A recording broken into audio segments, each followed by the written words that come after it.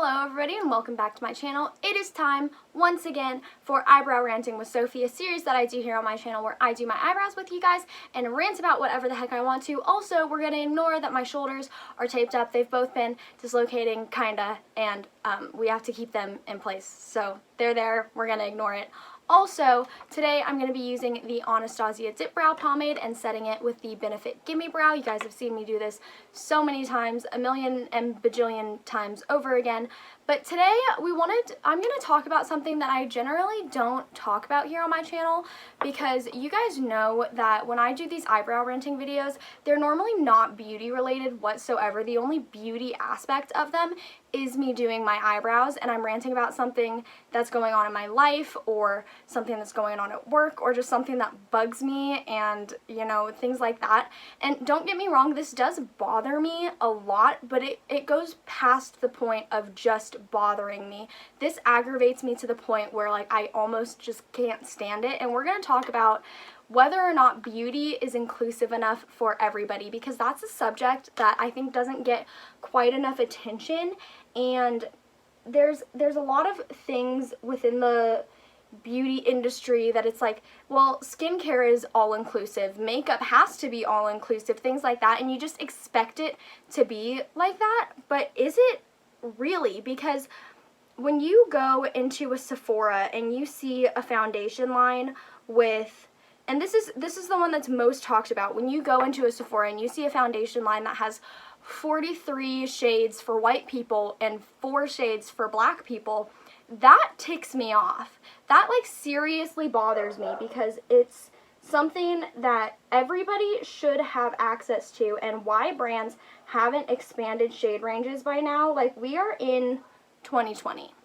I hope people realize that. We are not in the 1950s anymore. This racism bullshit should not exist anymore, and it bugs me so much. Also, it's so easy when we look at makeup to point out racism, because it's like, well, obviously there's this many shades for white people and this many shades for black people, and it's almost like it goes on a totem pole. White is always at the top.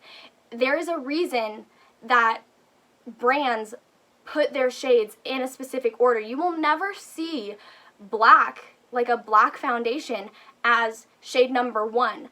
If you have shade 01 or shade 05, they're for, like, white skin tones. They're not for black skin tones. Black skin tones are shades 40 and 50 and 60, you know? And there's a reason that brands do it that way, and it's because it's societal, it's expected at this point, which is absolutely ridiculous. And it's also just, they're being racist without really knowing.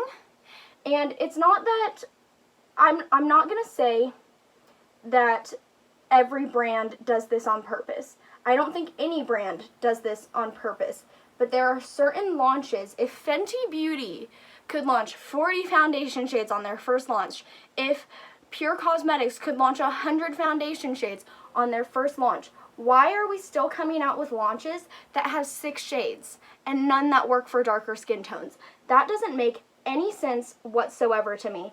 And when we do things in this industry, when we make bronzers, when we make blushes, we don't make things that we're going to work on deeper skin tones. And even, you guys know by looking at me that I'm not African American, but I'm also not white.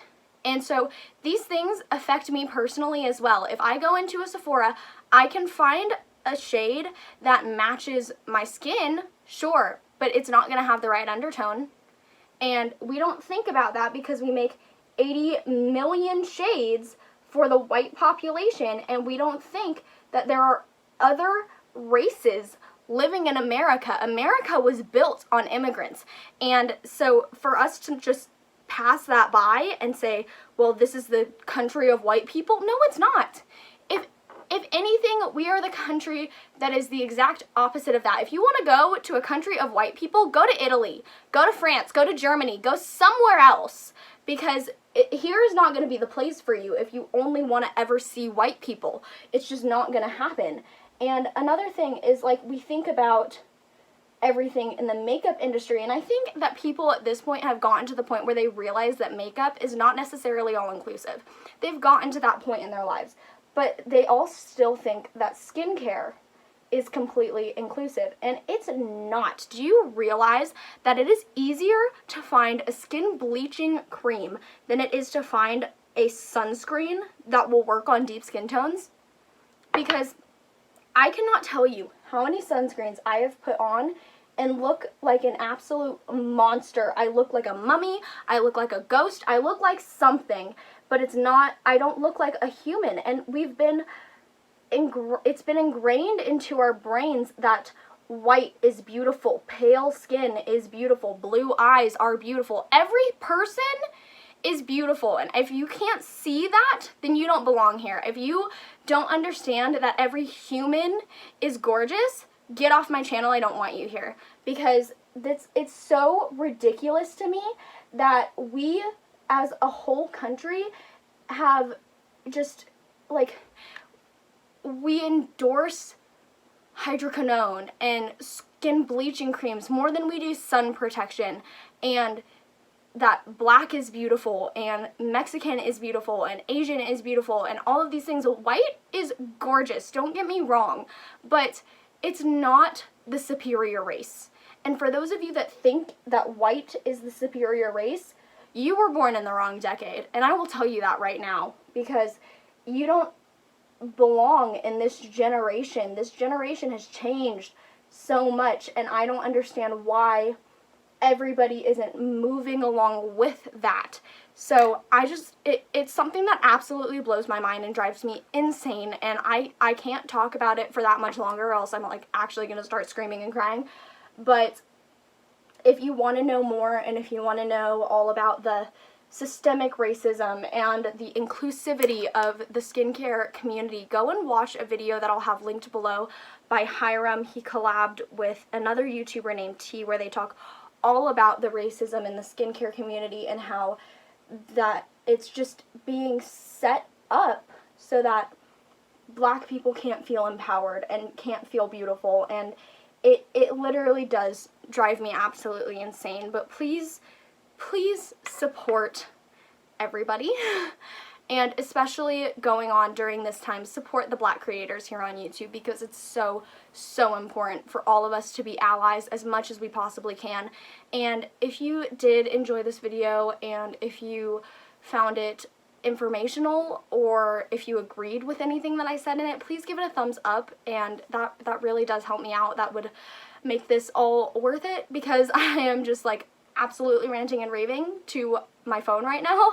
But if you would like to watch this entire series, which is a lot more, I won't say that it's necessarily more chill, but it's a lot less, I guess, well, this shouldn't be political either. I don't know what to call it, but it's not this aggravating. There we go.